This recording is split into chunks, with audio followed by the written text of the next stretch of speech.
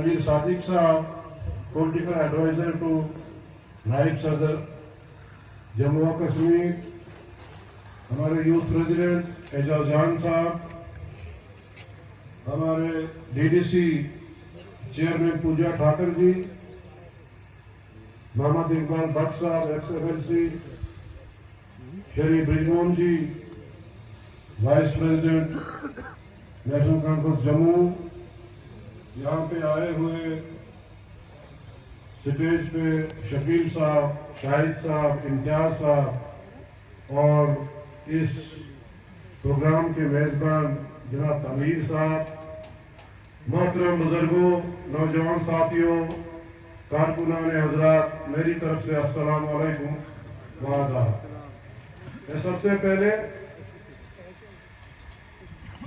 अपने कायद का किश्तवाड़ की आमद पे उनका दिल की अमी गहराइयों से शुक्रिया अदा करना चाहता हूँ। उनके हमरा जनरल सेक्रेटरी साहब, सूबाई सदर साहब, पॉलिटिकल एडवाइजर साहब, यूथ प्रेसिडेंट साहब, इनका भी मैं यहाँ खैर करता हूँ। उमर साहब, मैं 5 अगस्त 2019 के बाद के हालात आपके सामने रखना चाहता हूं। 5 अगस्त को जो हमारी शिनाख्त खत्म कर दी, हमारी पहचान खत्म कर दी, पॉलिटिकल सिस्टम जो है 5 अगस्त के बाद टोटल कोलैप्स हुआ है। 3.5 लोग हैं यहाँ बीजेपी में और उन्हीं ऑफिसरों को यहां तैनात किया जाता है जो अफसर कठपुतली की तरह एक पर्टिकुलर पार्टी बीजेपी के जो है कठपुतली बनकर रह गए हैं। उमर साहब, यहां डीडीसी के इलेक्शन हुए, मैं मुबारकबाद देना चाहता हूं किश्तवाड़ डिस्ट्रिक्ट के अवाम को कि उन्होंने किन हालात में घर से लेकर पोलिंग स्टेशन तक वहां तक पहुंचने में उनको कितनी दुश्वारियां पेश आई। यहां हमें भी कोई उम्मीद नहीं थी।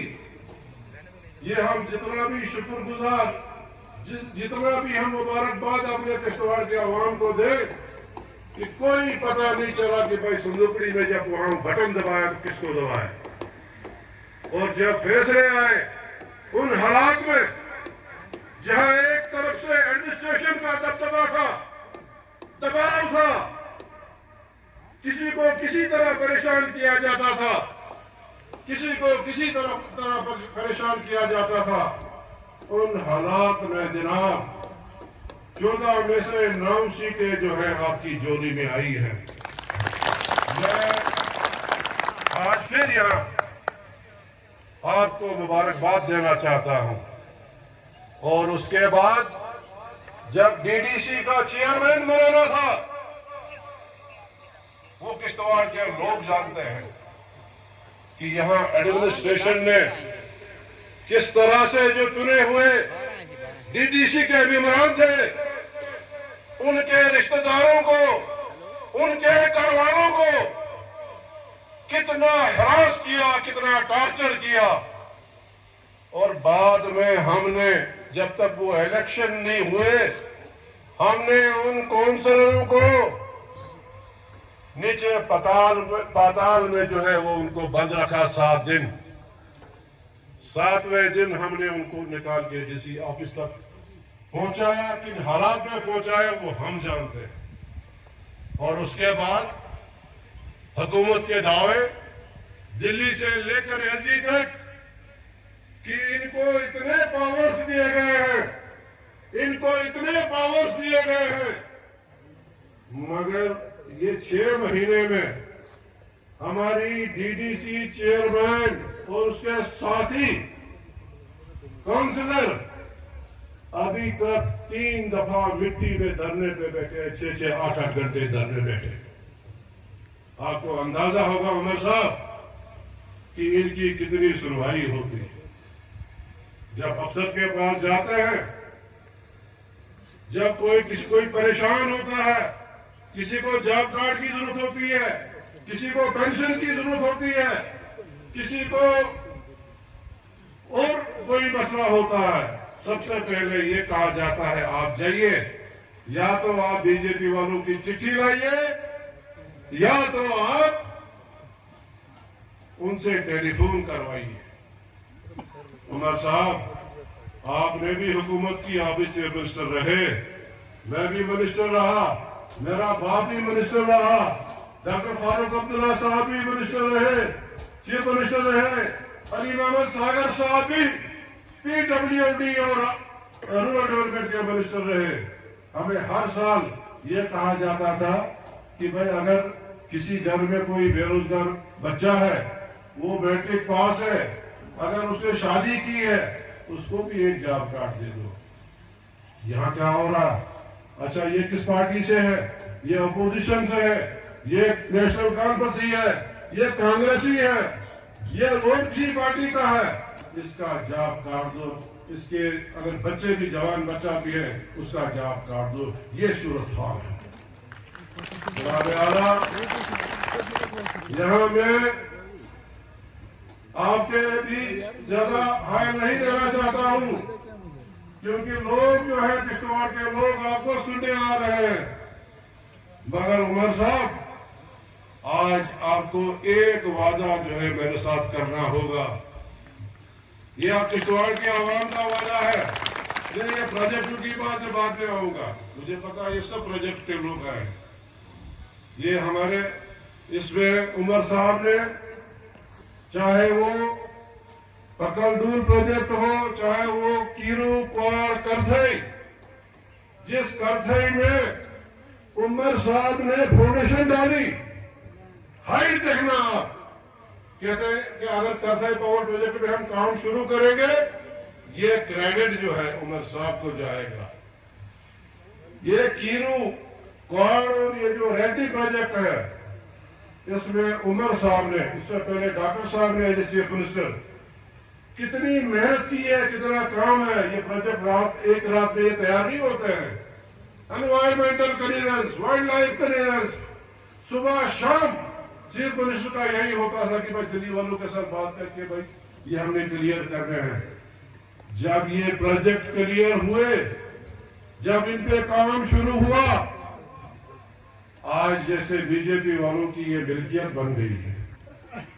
वहां किसी भी आम शहरी को, जिसका कोई वसीला नहीं है, जो सियासत से दूर है, नेशनल कॉन्फ्रेंस की तो बात ही नहीं है।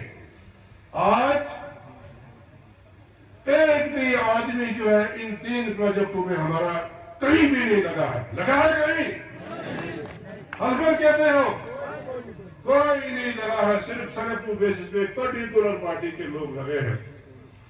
इंशाअल्लाह मैं इस स्टेज से उन सबको, प्रोजेक्ट वालों को, कमरी वालों को ये कह देना चाहता हूं कि भाई अब वो साल चले गए, महीने चले गए, कुछ दिन बाकी हैं। तब लोगों ने यहाँ 5 साल, 6 साल, 8 साल काम करना है। इंशाअल्लाह, इंशाअल्लाह अगर आप लोगों की सपोर्ट रही, अगर आप लोगों की दुआएं हमारे साथ रही, जून में इंशाअल्लाह ताला हम उनसे बात करेंगे, वहां जाकर बात करेंगे। दूरस्ती में काम हुआ। फारूक साहब, उमर साहब की सरबराही में ये चीफ मिनिस्टर थे। मुझे बताइए, 390 मेगावाट का प्रोजेक्ट था। क्या हमने कहा कभी वहां कोई पार्टी बुनियाद पे या मजहब के बुनियाद पे क्या वहां कहीं लगा? 10,000 के लोग, वहां के करीब लोग काम कर रहे थे। मगर यहां मुझे नहीं लगता है कि 1,000-2,000 लोग जो है इन बड़े प्रोजेक्टों में काम करते हैं। सारा काम जो है, जो एज पर एग्रीमेंट, जो मजदूर ने काम करना था, वो भी मशरूर के जरिए किया जाता है। बहरहाल सब्र करो, ये हमने सुधार करना है। मैं लास्ट में एक ही अपील करना चाहता था ना उमर साहब को उमर साहब से मैं ये गुजारिश करना चाहता हूँ, ये किश्तवाड़ के पब्लिक की डिमांड है, खासकर किश्तवाड़ के टोन और मंडल के लोगों की डिमांड है। यहाँ प्राइम मिनिस्टर मोदी साहब 2014 में आए थे कि नहीं आए थे इलेक्शन में? उन्होंने यहाँ एक बहुत बड़ा ऐलान किया था कि यहाँ किश्तवाड़ में पानी की क्राइसिस रहती है। मैं किश्तवाड़ के लोगों को इतना पानी दूंगा, एक टनल बना के इतना पानी दूंगा कि पूरा किश्तवाड़ सैराब हो जाएगा। और शेख खानदान की जितनी भी गाड़ियां हैं, शेख खानदान की जितनी भी गाड़ियां हैं, उन गाड़ियों को उस टनल से पार करवा दूंगा। लिहाजा मेरी अपील है उमर साहब से कि आज इस जलसे के बाद जाएंगे हम उस जो प्राइम मिनिस्टर मोदी साहब ने और बीजेपी वालों ने जो टनल बनाया है यहाँ किश्तवाड़ के पानी के लिए, उस टनल में जो है पूरे शेख खानदान और कुजुल खानदान की गाड़ियां गुजरेगी। बनाया वो टनल ने, कहा गया वो टनल? आपने किश्तवाड़ अस्पताल की हालत देखी है? हमने जो यूनिवर्सिटी कैंपस यहाँ बनाया था उसकी हालत देखी है? जैसे 8 साल पहले था वैसे आज भी है। आप देहातों की हालत देखिए, आप बेरोजगारी की हालत देखिए। जिस घर में एक बेरोजगार था उस घर में आज 4 बेरोजगार है। कोई डेली वेजर नहीं, कोई एम्प्लॉयमेंट, कोई पॉलिसी नहीं। बेरोजगारी की शरह जो है 25% से ज्यादा हो गई है। बहरहाल ये सब चीजें कायदे कारवान जनाब उमर अब्दुल्ला साहब आपके सामने रखेंगे। मैं आपका शुक्रगुजार हूँ, मेहमानों का शुक्रगुजार हूँ। यहाँ हमारे काउंसलर साहिबान भी है, उनका भी शुक्रगुजार हूँ। म्यूनिसिपल काउंसलर है, उनका भी, जरबाई साहिबान है, उनका भी शुक्रगुजार हूँ। प्रेस वाले हैं, उनका भी शुक्रगुजार हूँ। खासकर मेरे महिलाएं, मेरी बहनें जो यहाँ है, इनका भी शुक्रिया अदा करता हूँ। मैं गुजारिश करूंगा जनाब सूबाई सदर साहब से कि वो 2 मिनट के लिए आपके सामने